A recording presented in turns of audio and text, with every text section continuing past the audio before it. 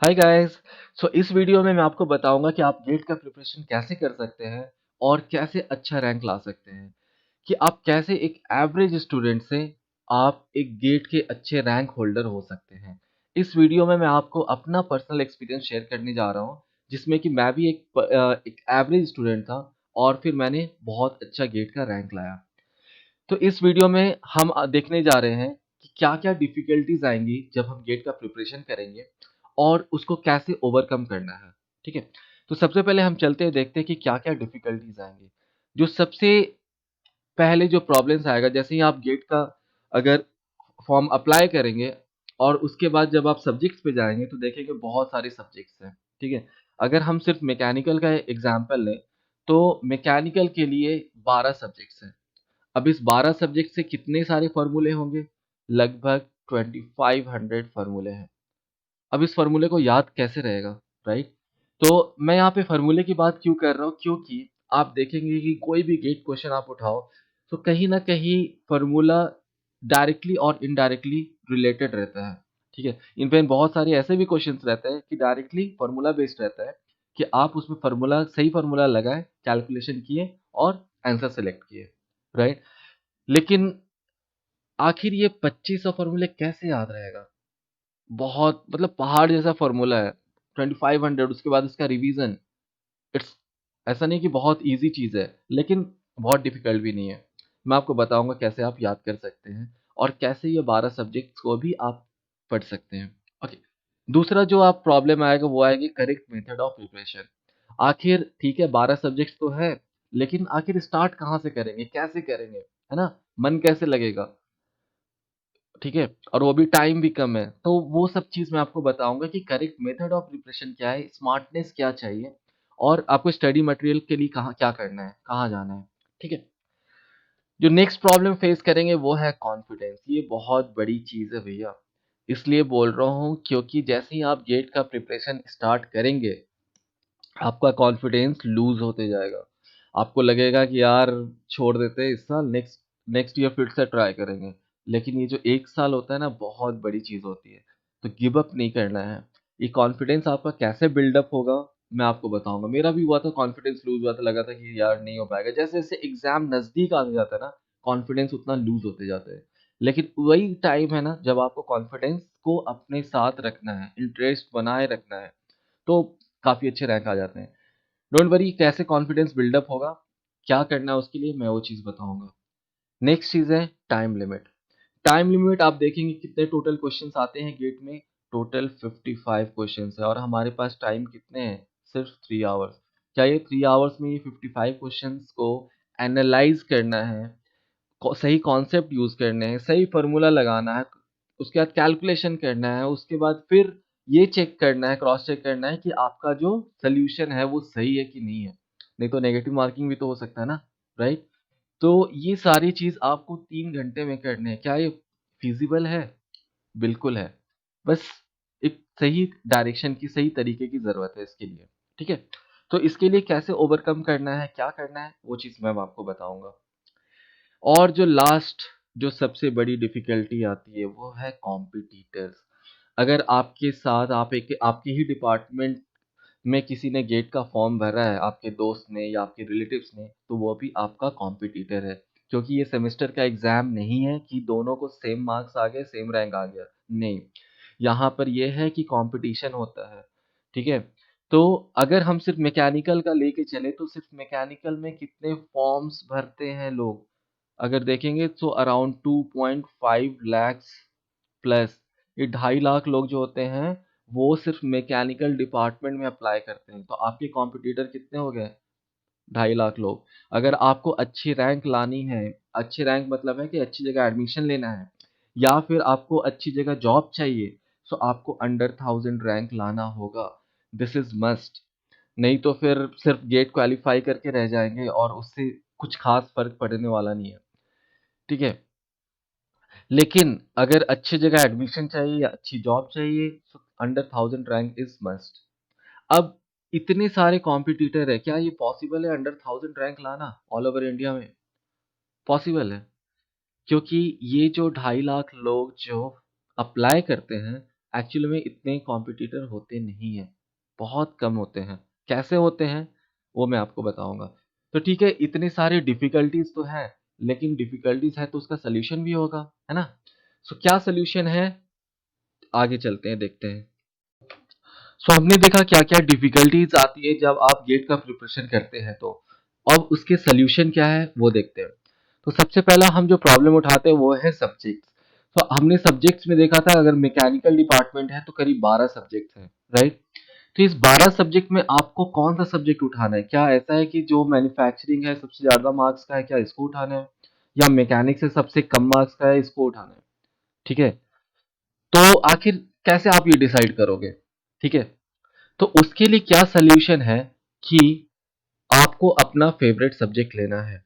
ये favourite subject ये depend नहीं करता है चाहे वो एग्जाम में 4 मार्क्स के हो, 2 मार्क्स के हो, या 15 मार्क्स के हो।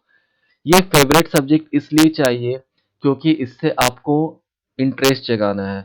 अगर आपको इंटरेस्ट जगेगा, आपको मन लगेगा, आपको कॉन्फिडेंस आएगा, तो फिर आप गेट का गेट को क्रैक कर सकते हैं, अच्छे रैंक ला सकते हैं।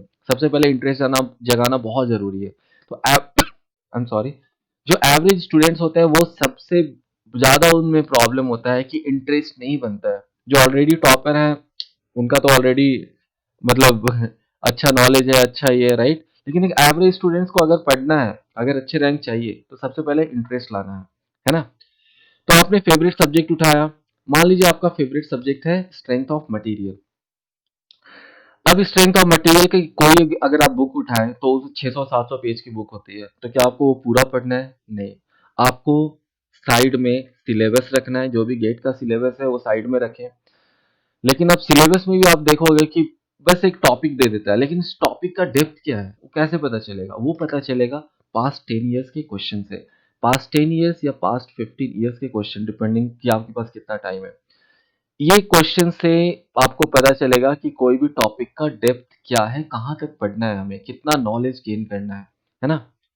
उसके बाद आपको सिलेबस मिल गया कि डेप्थ मिल गया, उसके बाद आपको चाहिए स्टडी मटेरियल या बुक्स। तो अगर आपके पास कोई भी गेट कोचिंग की स्टडी मटेरियल है तो आप उसको ले सकते हो, जो भी अच्छी जगह आपको मिल रहा है वो आप ले सकते हो। या फिर अगर आपको पैसे खर्च नहीं करने हैं गेट कोचिंग में, कोई बात नहीं, आप अपना एक बुक उठा लो। कोई भी स्टैंडर्ड बुक होती है जिसमें कि सिलेबस के सारे टॉपिक्स हो, या पास्ट 10-15 ईयर्स के जो भी क्वेश्चंस पूछे हैं वो उसमें कवर्ड हो, वो बुक उठाओ आप। ठीक है, अब उस बुक को, जो आपकी रेफरेंस बुक है, आप उसको पढ़ना स्टार्ट करना है। तो क्या करना है उसके लिए, आपको दो सेपरेट नोटबुक बनानी है। दो सेपरेट सेपरेट नोटबुक इसलिए क्योंकि पहली जो बुक रहेगी नोटबुक, उसमें आप नोट्स लिखोगे, फॉर्मूले लिखोगे, इंपॉर्टेंट पॉइंट्स लिखोगे, जैसे हम लोग नोट्स बनाते हैं सिंपल। ठीक है, या अगर आपको नोट्स नहीं बनाना है, डायरेक्ट बुक में भी आप उसको अंडरलाइन कर सकते हो, जैसे भी आप पढ़ते हो, आपकी वे ऑफ लर्निंग है। और दूसरा, लेकिन आपको इंपॉर्टेंट चीज क्या करना है कि आपको फार्मूला नोट्स बनाना है, जिसमें कि आप फार्मूले और इंपॉर्टेंट पॉइंट्स लिखोगे।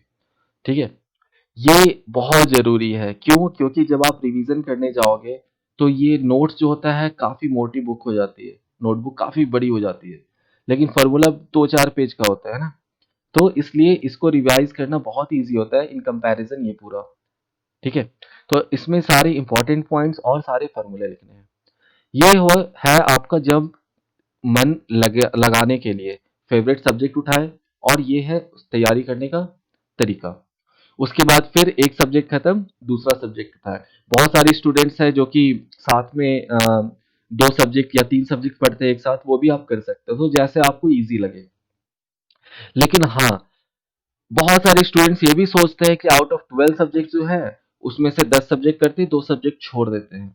ये गलती कभी नहीं करनी है, क्योंकि हमें नहीं पता है कि गेट में किस सब्जेक्ट से क्या क्वेश्चन पूछेंगे, है ना। क्योंकि हमें ये चीज तो पता है कि ठीक है, इतने 12 सब्जेक्ट है, इसमें इंग्लिश, एप्टीट्यूड, मैथमेटिक्स ये फिक्स है। लेकिन कि ये जो बाकी के 9 सब्जेक्ट्स है, किसी से भी ज्यादा कम कोई भी मार्क्स के क्वेश्चन पूछ सकते हैं। ठीक है, ओके। नाउ फेवरेट सब्जेक्ट तो हो गया। अब बात है फार्मूले की। तो फार्मूले में हम देखते हैं कि हमको कैसे उसका प्रिपरेशन करना है। ठीक है, तो हम सब्जेक्ट उठाए थे स्ट्रेंथ ऑफ मटेरियल। आप क्या किए, फर्स्ट चैप्टर पढ़े। फर्स्ट चैप्टर के कितने फार्मूले होंगे? सपोज कीजिए 10 फार्मूले हैं। ठीक है। तो आपने क्या किया, इस फॉर्मूले को फॉर्मूला नोटबुक में लिखा आपने। ठीक है। अब आपको सोने से पहले जब भी आपका फर्स्ट चैप्टर कंप्लीट होता है, आपके ये जो फॉर्मूले हैं आपको याद करने हैं। You have to remember this, that is very important. ऐसा नहीं कि फर्स्ट चैप्टर किए उसके बाद इसको छोड़ दिए और नेक्स्ट चैप्टर बढ़ गए, नहीं, यहाँ गलती है। सो आपको ये 3 फॉर्मूले जो है आपको मेमोराइज करना है। उसके बाद आप जैसे ही 10 फॉर्मूले में कितना टाइम लगेगा, मुश्किल से लेट से कितने घंटे लग रहे हैं, 1 घंटे। 1 घंटे में आप ये 10 फॉर्मूले याद तो कर लोगे, है ना। और आपको लिख करके प्रैक्टिस भी करनी है, बहुत इंपॉर्टेंट है। दूसरा, आप नेक्स्ट चैप्टर पे गए, ठीक है। तो नेक्स्ट चैप्टर में जाने से पहले, स्टार्ट करने से पहले, मान लीजिए पहले दिन आपने फर्स्ट चैप्टर कंप्लीट किया, फॉर्मूला याद किया, सो गए, अगले दिन उठे, ठीक है। तो सबसे पहले आपको क्या करना है कि ये जो 10 फॉर्मूले हैं इसको आपको रिवीजन करना है। ये रिवीजन अगर नहीं करोगे आप तो सारे फॉर्मूले भूल जाओगे। ये डेली रिवाइज करते रहना है, बहुत इंपॉर्टेंट है। आपको रिवीजन करने में कितना टाइम लगेगा, मुश्किल से 5 मिनट्स, उससे ज्यादा टाइम नहीं लगेगा, है ना। नेक्स्ट चैप्टर उठाए, अगेन उसका 10 फार्मूला हुआ, उसको आप याद करोगे, है ना। और जो तीसरा चैप्टर है उससे पहले आपको रिवीजन करनी है। अब यहाँ पे जो थर्ड चैप्टर होगा, ठीक है, जो थर्ड चैप्टर है उस पे जाने से पहले आपको जो ये फर्स्ट 10 फार्मूले हैं और ये 20 फार्मूले जो है उसको आपको रिवीजन करना है। This is very important. अगर आप इसको रिवीजन नहीं करोगे तो आप सारे फार्मूले भूल जाओगे, है ना। लेकिन आप ये सोच सकते हो कि इसको रिवीजन करने में 5 मिनट, इसको रिवीजन करने में 5 मिनट, तो 10 मिनट्स हो गए, सो ऐसे क्यूमुलेटिव एडिशन होते जाएगा, राइट। लेकिन ऐसा नहीं होता है। क्यों नहीं होता है? क्योंकि आप पहले दिन आप रिवाइज किए 5 मिनट्स लगा, दूसरे दिन आप रिवाइज करोगे ये सिर्फ 3 मिनट्स लगेगा, तीसरे दिन करोगे 1 मिनट लगेगा। जैसे जैसे आप इसको रिवीजन करते रहोगे, अब ये क्या होगा, फ्यू सेकंड्स में ही कंप्लीट हो जाएगा, है ना। तो ये जो टाइमिंग है ये कम होते जाती है। एडिशन तो होते जाता है हमारे नए फार्मूले का, लेकिन जो पुराने जो फार्मूले हैं उसका टाइम कम होते जाता है। और बहुत जरूरी भी है फार्मूले को याद करना, ठीक है। तो ऐसे करते करते आप देखोगे कि फाइनली जो 2500 फार्मूले हैं जब आप रिवीजन करने जाओगे एग्जाम के पहले, तो इसमें मुश्किल से आपको 10 मिनट्स में ये 2500 फार्मूले आप रिवीजन कर लोगे। ये मेरा खुद का एक्सपीरियंस है, इसलिए मैं आपको बता रहा हूँ कि ऐसा ही होता है।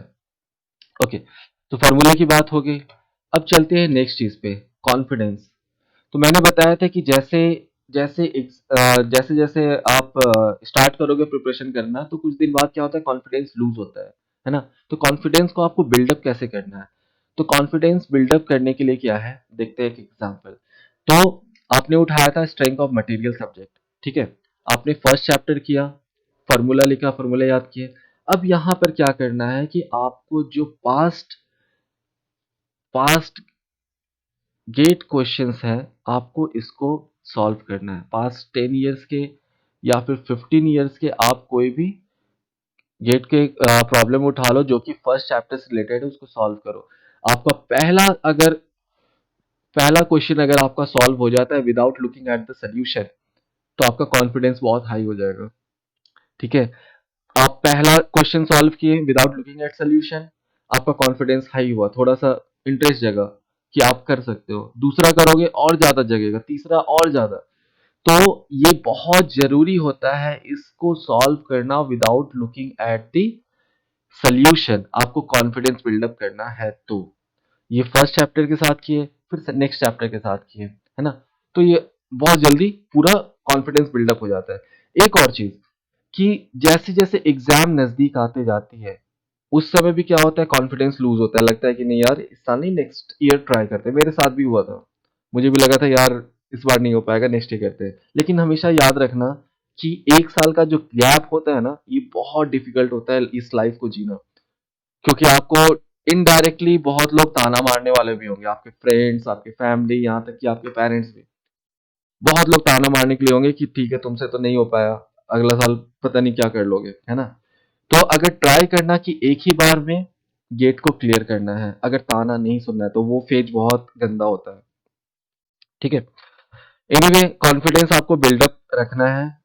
और जैसे जैसे एग्जाम नजदीक आता है कॉन्फिडेंस लूज होता है, उस समय आपको कॉन्फिडेंस लूज नहीं करना है। बहुत सारे लोग वहां पे जाके गिव अप कर देते हैं। अगेन आई एम सेइंग कि उस समय जो अगर कॉन्फिडेंस अच्छा रखता है वो अच्छा रैंक ले आता है। ठीक है, नेक्स्ट देखते हैं टाइम लिमिट। सो हमने क्या देखा था टाइम लिमिट में कि कितने हमारे पास क्वेश्चन है टोटल। टोटल हमारे पास 55 क्वेश्चंस है। 55 क्वेश्चंस है और सिर्फ 3 आवर्स है। तो ये टाइम लिमिट कैसे आपको मैनेज करना है ना? तो ये आपको मैनेज करने के लिए आपको प्रैक्टिस ऑफ क्वेश्चंस करनी होगी। प्रैक्टिस ऑफ क्वेश्चंस कैसे करोगे? आप पास्ट 10 ईयर्स या 15 ईयर्स का क्वेश्चन उठा लो। ठीक है, उसमें आप 3 घंटे के लिए बैठ जाओ। कोई भी एक उठा लो, कोई भी ईयर का गेट क्वेश्चन। लेट्स से आप 2019 का क्वेश्चन उठा लिए गेट का। ठीक है, अब इस 3 घंटे में कोई डिस्टरबेंस नहीं। ठीक है, घड़ी का अलार्म सेट कर दो, 3 घंटे का टाइमर, और आराम से बैठ करके एग्जाम दो। ये प्रैक्टिस बहुत जरूरी होती है, इससे कॉन्फिडेंस भी बिल्डअप होता है और टाइम मैनेजमेंट भी होता है। दूसरा तरीका है कि आप कोई टेस्ट सीरीज ज्वाइन कर लो। तो टेस्ट सीरीज में भी आपको पता चलेगा कि आप कितने पानी में हो, है ना? लेकिन ये चीजें ध्यान रखना कि वहां पे जो भी आप टेस्ट सीरीज या पास्ट 10 ईयर्स क्वेश्चन ये कर रहे हो, तो आपको ये ध्यान रखना है कि आप सोल्यूशन ना देखो, है ना? बाद में 3 घंटे का एग्जाम खत्म हो गया, आप देखोगे कि आप कितने पानी में हो, कहाँ गलती कर रहे हो, उसको रेक्टिफाई करना है ना? कहाँ पे टाइम आपका मिसमैच हो रहा है, कहाँ पे लाइक कैलकुलेशन में फंस रहे हो, किसी टॉपिक पे फंस रहे हो, वो चीज बहुत ज्यादा पता चल जाएगा इस प्रैक्टिस से। Next, finally competitor. तो मैंने बताया था कि कॉम्पिटिटर जो है अगर मैकेनिकल ब्रांच ले ले तो 2.5 लाख प्लस होते हैं, है ना? तो क्या ये 2.5 लाख प्लस एक्चुअल में आपके कॉम्पिटिटर है? नहीं। कैसे नहीं है, देखते हैं। सो इस 2.5 लाख में से 1 लाख जो स्टूडेंट होते हैं, वो क्या होता है, फोर्सफुली वो लोग अप्लाई करते हैं। चाहे हो सकता है कि उनके गर्लफ्रेंड बोले हो, या फ्रेंड्स को देख करके, या फैमिली प्रेशर हो। तो इसकी वजह से जो 1 लाख लोग होते हैं ये अप्लाई कर देते हैं कि हाँ मुझे भी गेट में कुछ करना है ना? तो आपका अब 2.5 -1 करते हैं तो आपका कितना कंपटीशन रह गया? 1.5 lakhs। इस 1.5 lakhs में से आपके जो 1 लाख होते हैं वो बस ऐसे ही, जैसे जैसे एग्जाम नजदीक आते जाता है वैसे वो लोग क्विट कर जाते हैं और एग्जाम में नहीं जाते हैं, या तो नहीं जाते देने या फिर होप छोड़ देते हैं। ठीक है, होप छोड़ना या एग्जाम में नहीं देना बात सेम ही है। तो आपका जो फाइनल जो कंपटीशन होता है वो होता है ये 50,000 में से। ये 50,000 जो स्टूडेंट होते हैं ये लोग बहुत मेहनत करके आए होते हैं, और इसमें आपको लाना है लेस देन 1000 रैंक अगर आप अच्छा इंस्टीट्यूट चाहते हो या अच्छी जगह जॉब चाहते हो तो। This is very important. So ये 50,000 के कंपटीशन में लेस देन 1000 रैंक ना, अब ये डिपेंड करता है कि जो 50,000 स्टूडेंट्स हैं इनका मेथड ऑफ प्रिपरेशन क्या है, ये कितना प्रैक्टिस किए हैं, और लक कितना फैक्टर करता है। हो सकता है कि इसमें आपके साथ ही हो कि आप जो टॉपिक अच्छे से पढ़े हो उससे क्वेश्चन आ जाए, या फिर जो टॉपिक अच्छे से नहीं पढ़े हो उससे क्वेश्चन आ जाए। तो ये डिपेंड टोटली करता है कि लक पे, है ना? तो लक भी फैक्टर थोड़ा सा करता है यहाँ पे। ये 50,000 जो है एक्चुअल कॉम्पिटिटर है, so it's not 2.5 lakhs but it's only 50,000। ठीक है, और एक चीज आप ध्यान और एक चीज आप ध्यान देना कि मैंने बताया था कि आपका जो गेट का पास्ट 10 ईयर्स क्वेश्चन के आपको 3 साल का यहाँ पे 2019 एग्जाम्पल लिए थे। इसमें अगर आप इसको विदाउट लुकिंग एट सोल्यूशन, अगर आप इसमें 100% ये कर लेते हो 2019 2018, सो लास्ट 10 ईयर्स के क्वेश्चंस, अगर आप इसमें 100% इसको सॉल्व कर लेते हो, सो आपकी रैंक लेस देन 500 होगी definitely. Without looking at the solution अगर आप कर लेते हो, आपकी रैंक लेस देन 500 होगी, गारंटीड। अगर नहीं होगी तो आप मुझे आकर के बोलना। ठीक है, ठीक है दोस्तों, सो ये है तरीका गेट का प्रिपरेशन करने का। It's not rocket science, but वही है कि थोड़ी सी डेडिकेशन, थोड़ा स्मार्टनेस, इसको ये करो। And good luck for your exam. So do your best, और अच्छे से अगर एग्जाम का प्रिपरेशन करोगे, अपना बेस्ट दोगे, तो डेफिनेटली रिजल्ट अच्छा ही होगा। Thank you.